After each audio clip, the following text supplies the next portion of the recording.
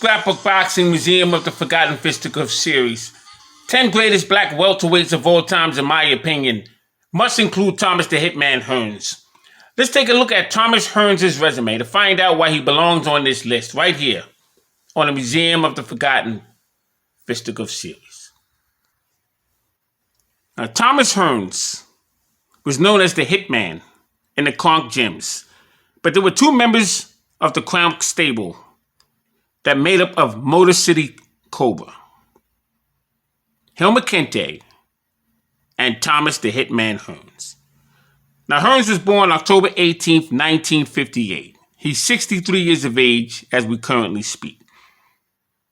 He was born in Grand Junction, Tennessee. He resides in Detroit, Michigan. Moved over to Michigan in 1963. He stands 6 foot 2 inches, had a 78 reach, was a welterweight, junior middleweight, light heavyweight, cruiserweight, super middleweight. Unbelievable fighter was Thomas Hearns.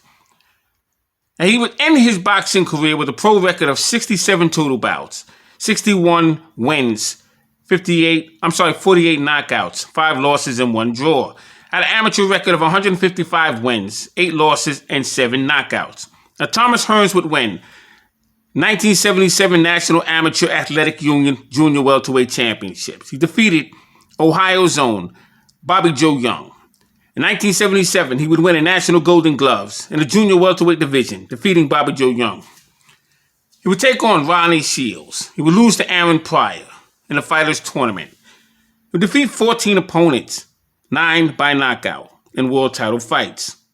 He would take on fighters such as Pablo Baez, Roberto Duran, James Black and Gold Schuler, and Randy Shields, Santiago Valdez, and Angel Espada, Harold Weston Jr., Pepino Cuevas, Marvelous Marvin Hagler, Aaron the Blade Barkley, Fred Hickinson, Murray Sutherland, Ernie Singletary, Bruce Curry, William Caveman Lee, Mark McDowell, Sugar Ray Leonard.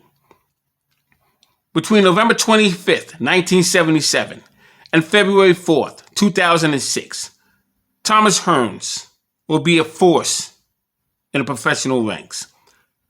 November 25th, 1977, Thomas Hearns would score a second-round knockout over Jerome Hill at the Olympia in Detroit, Michigan, 1 minute and 59 seconds in the second round. The fight was scheduled for 4. March 2nd, 1980, he KO'd Puerto Rican's welterweight and former WBA world champion, 1975-1976, Angel Espada. He would become the champion when undisputed world welterweight champion Jose Napoles was signed to face undisputed world middleweight champion of Argentina, Carlos Monzon. He would face him for his crown, and once Jose Napoles would face Carlos Monzon for his WBA-WBC ring belt, February 9th, 1974 in France. Jose Napoles would not only lose his challenge to the world middleweight champion in 6 rounds, but he would also lose his WBA welterweight championship strap. You see, the WBA no longer recognized Jose Napoles as a world champion. So he would be stripped, and the crown would go to Angel Espada. And he was now the 4th Puerto Rican fighter to win a world championship. He would lose his title, which was the WBA welterweight championship crown, to Pepino Cuevas, July 17th, 1976, in 2 rounds. Now, Thomas Hearns would become the vacant World USBA welterweight champion, knocking out Angel Espada in 47 seconds of the 4th round. It was at the Joe Louis Arena in Detroit, Michigan. It was his 26th professional encounter. Thomas Hearns would have his 29th fight when he would become the WBA World Welterweight Champion, knocking out hard-punching Mexican Jose Pepino Cuevas Gonzalez. 2 minutes and 39 seconds of the second round. It was scheduled for 15 at the Joe Louis Arena in Detroit, Michigan. And this was after his 3rd world title bout of his USBA welterweight championship crown. Now, Jose Papino Cuevas. He was born December 27th, 1957. He was 64 years of age. That's what he is currently right now. He's a Mexican fighter who stands 5 foot 8 inches. Had a record of 50 total bouts, 35 wins, 31 knockouts, and 15 losses. He would become the WBA welterweight champion July 17th, 1976, and hold that title to August 2nd of 1980.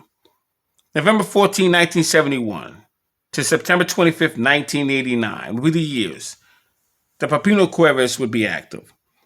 He lost his first professional debut to Alfredo Castro via second-round knockout, November 14, 1971 in Mexico City, Mexico. Now, the 21st bout that Cuevas would be defeated.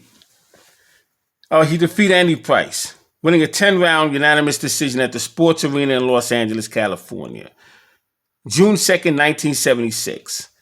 His 22nd bout, Cervantes would defeat Angel Espada, 2 rounds, in the 15-round contest at the Sports Arena, July 17, 1976, Baja California. After 11 title defenses of his WBA welterweight championship strap, he would take on 28-0 with 26 knockouts, 21-year-old Thomas the Hitman Hearns. Now, August 2nd, 1980, Papino Cuevas would face his mandatory challenger, 21-year-old Motor City Cobra, Thomas Hitman Hearns. At that time, he had a record of 28-0 with 26 knockouts. Hearns faced Ray Charles Leonard, September 16th, 1981, at the Palace in Las Vegas, Nevada. I had the pleasure of being at the Thomas Hearns and Ray Leonard fight that evening. And that was probably the most electric fight that I was fortunate to be at.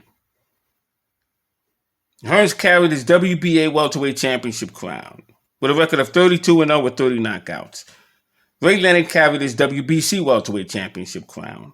He had a record of 30 wins with 1 loss. Referee was Davey Pearl. He stopped the contest in 14 rounds. Both Leonard and Hearns would make up a combined $17 million for that bout. December 3rd, 1982, Hearns defeats Wilfred Benitez, New Orleans, in 15 rounds to win a WBC Super Welterweight Championship title. Thomas Hearns faced Walter Benitez. Who was Walter Benitez? He was born September 12, 1958 in Bronx, New York. He was 140 to 156 pounds and stood 5 foot 10 inches.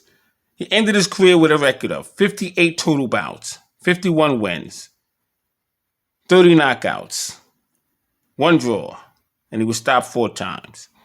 He fought from November 22nd, 1973 to November 28th, 1986. March 6, 1976, Wilfred Benitez would win 15-round decision over Antonio Cervantes, San Juan, Puerto Rico. It was for the World Junior Welterweight Championship crown. After 3 title defenses, Benitez would become the World Welterweight Champion when he would defeat Carlos Palomino in 15 rounds, once again in San Juan, Puerto Rico. November 30th, 1979, 2 minutes and 54 seconds of the 15th round, would have a technical knockout by Ray Leonard, Caesars Palace, Nevada. He would lose his WBC World Welterweight Championship crown. December 3rd, 1982, he would lose in 15 rounds and his WBC Light Middleweight Championship crown, Louisiana, at the Superdome in New Orleans. April 15th, 1985, Caesars Palace, Las Vegas, Nevada. It was an outdoor arena. Marvelous Marvin Hagler makes his 10th World WBA WBC Middleweight Championship title defense and his 5th IBF Middleweight Championship title defense against Thomas the Hitman Hearns. Now, that fight would be called the draw, but it was 3 rounds of explosive hell.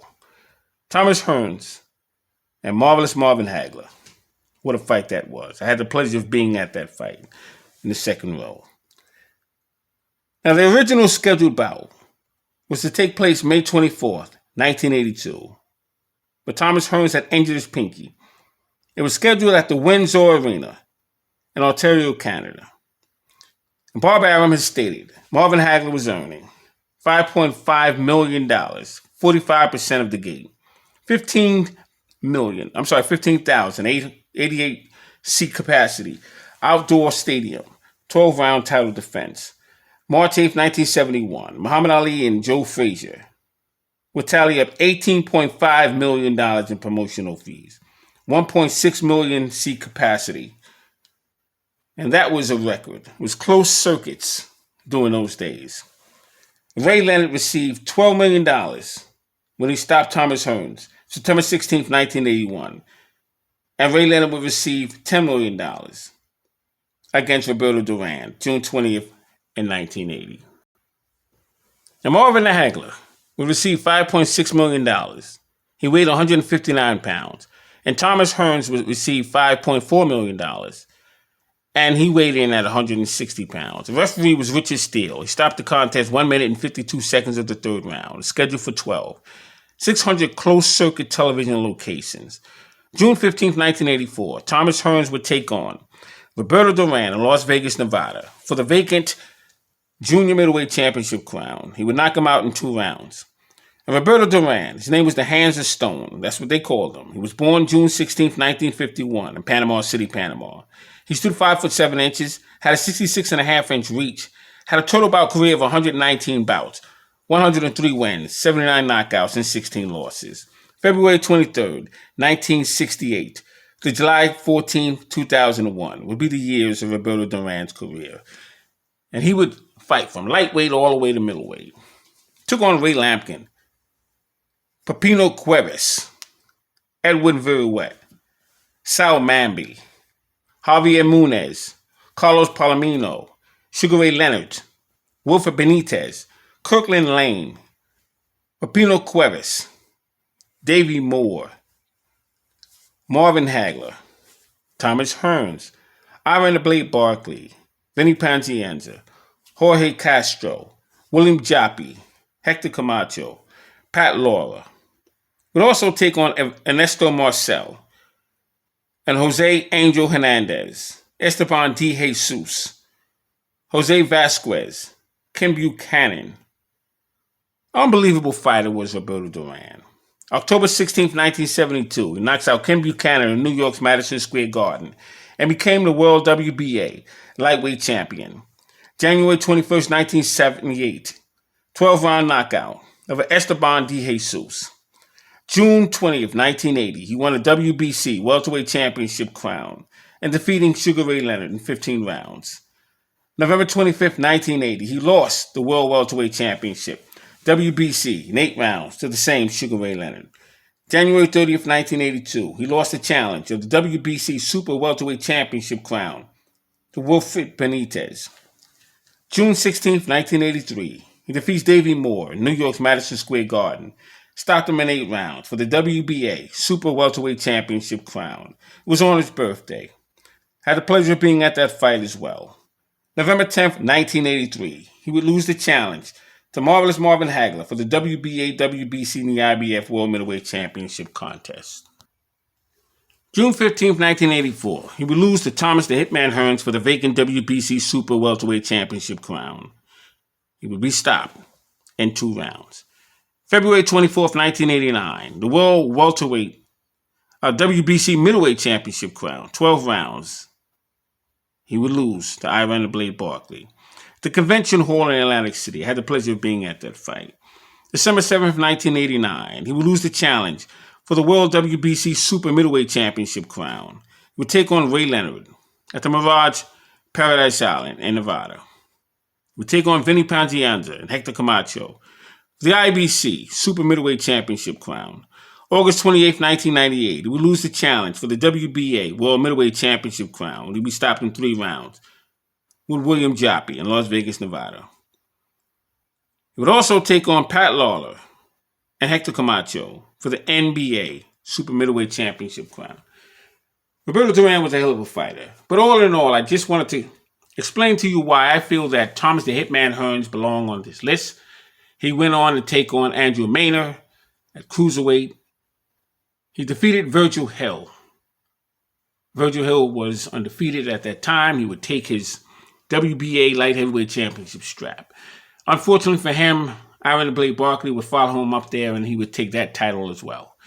But Thomas the Hitman Hearns was a hell of a fighter. I had the pleasure of meeting him many times. He is added on the list of 10 greatest black welterweights of all times. There's one more fighter that we must look at to complete this list.